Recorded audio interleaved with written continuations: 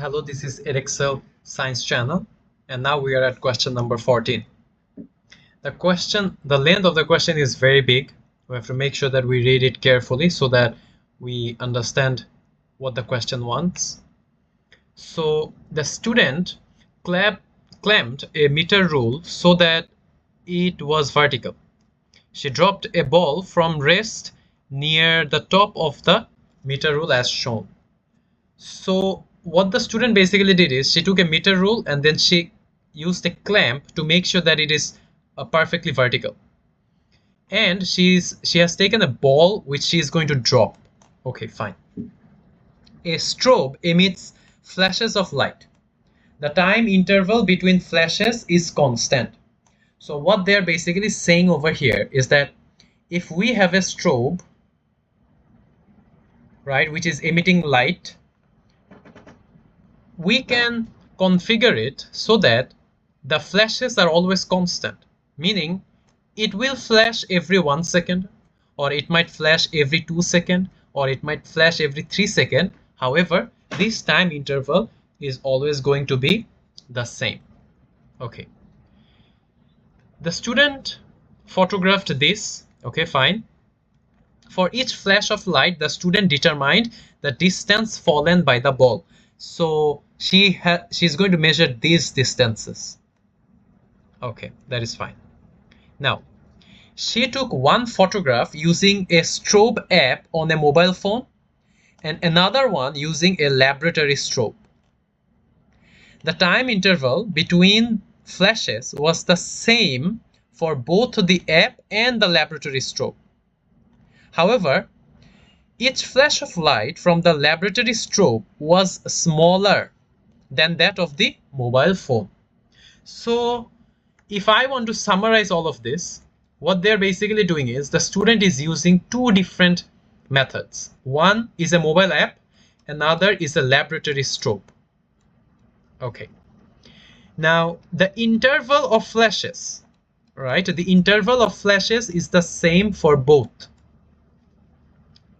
However, the duration of flashes, how long does the flash stay, is longer for this one and smaller for the laboratory strobe.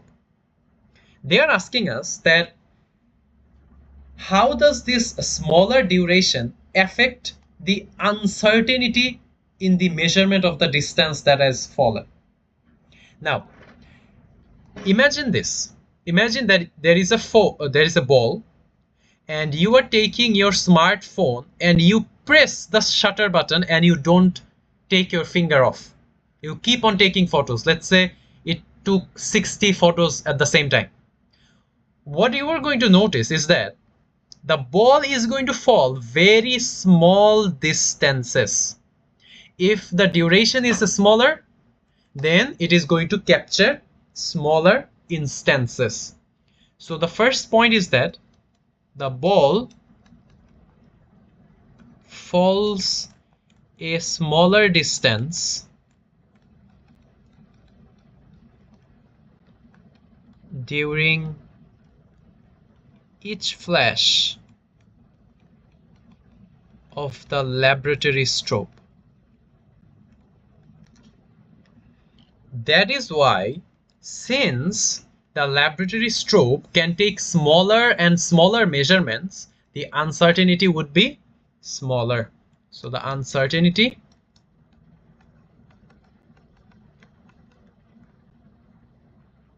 was less. That is all. Now, question number B. The student recorded the distances S fallen by the ball and corresponding values of time t. So what the student is basically doing is she is changing the height. So for one trial, she is using this height. For another trial, she might use this one. Another trial, she might use this one. And for each of these distances, she is trying to find out how much time does it take to fall through this distance. That is the planning of this experiment. Explain why a graph of s against time square gives a straight line. Now, we all know the formula s equals ut plus half a t square.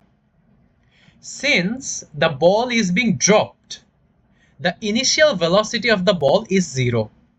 So we can change it into something like this, right? Okay. Now, the ball is falling under gravity. The ball does not have its own acceleration. Therefore, we can change it to something like this, right?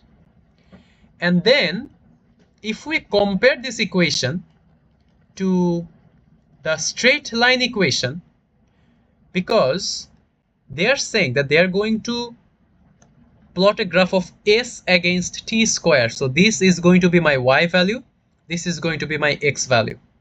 So this is my x, this is my y, and this is going to be my gradient. As we can see that this equation and this equation looks similar to each other.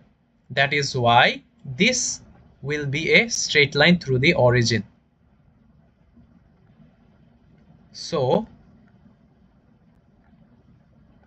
we have to write it is similar to y equals mx plus c. You get 1 mark for this algebra and 1 mark for the comparison. Question number 2. The student plotted a graph of s against t square as shown. Determine the acceleration of free fall using the student's graph.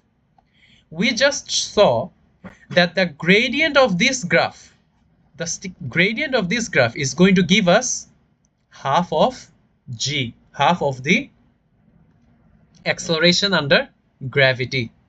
So what we have to do is we have to find out the gradient first.